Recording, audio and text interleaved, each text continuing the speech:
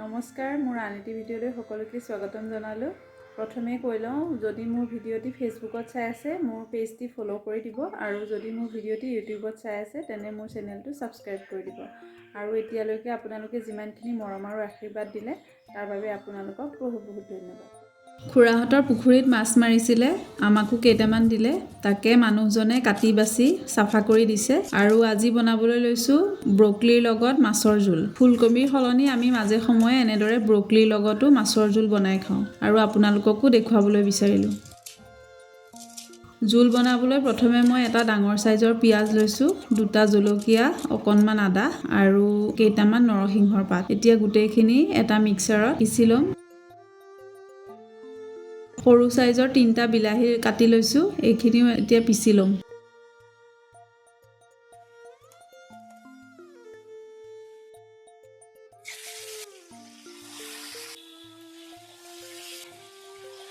এতিয়া মাছখিনি ফ্ৰাই কৰি লৈছোঁ। মাছ ফ্ৰাই কৰাৰ কথানো কি ক'ম, সকলোৱে জানেই। জোল বনোৱাৰ জোখাৰে আপোনালোকে নিজৰ পচন্দত মাছটো ফ্ৰাই কৰি ল'ব।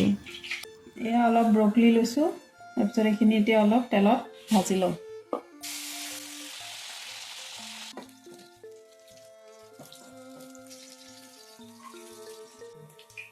ব্ৰকলিখিনি ভাজা হোৱাৰ পিছত আলু কেইটুকুৰো মই হাফ ফ্ৰাই কৰি লৈছোঁ। জোল বনাবলৈ মই নতুন তেল ব্যৱহাৰ নকৰোঁ, মাছ ভজা তেলকে ব্যৱহাৰ কৰিছোঁ, আৰু তাত কেইটামান গোটা জিৰা দি দিছোঁ। তাৰপিছত আদা নহৰু আৰু পিঁয়াজৰ পেষ্টখিনি ভালদৰে ভাজি ল'ম। এইখিনি ভালদৰে লৰাই পানীখিনি শুকাই নোযোৱালৈকে ভাজিব লাগিব।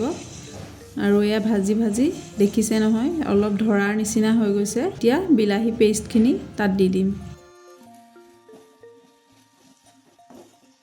ইয়াত বিলাহীৰ পেষ্টখিনি দি দুবাৰমান লৰাই অকণমান ভাজি লৈ ইয়াত এতিয়া মছলাখিনি দিম। আজিৰ মছলাত থাকিব জিৰা গুড়ি, অকণমান ৰেড চিলি পাউডাৰ, প্ৰয়োজন অনুসৰি হালধি।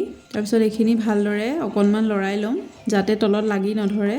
এতিয়া সোৱাদ অনুযায়ী অকণমান নিমখ দি দিছোঁ, দি আকৌ ভালদৰে গোটেইখিনি লৰাই লৈছোঁ।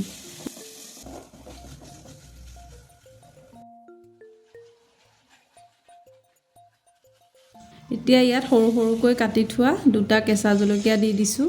এইখিনি আৰু অকণমান ভালদৰে ভাজি এতিয়া ভাজি থোৱা ব্ৰকলি আৰু আলুখিনি ইয়াত দি ভালদৰে মছলাখিনিৰ লগত মিহলি হোৱাকৈ আকৌ অকণমান সময় ভাজি ল'ম।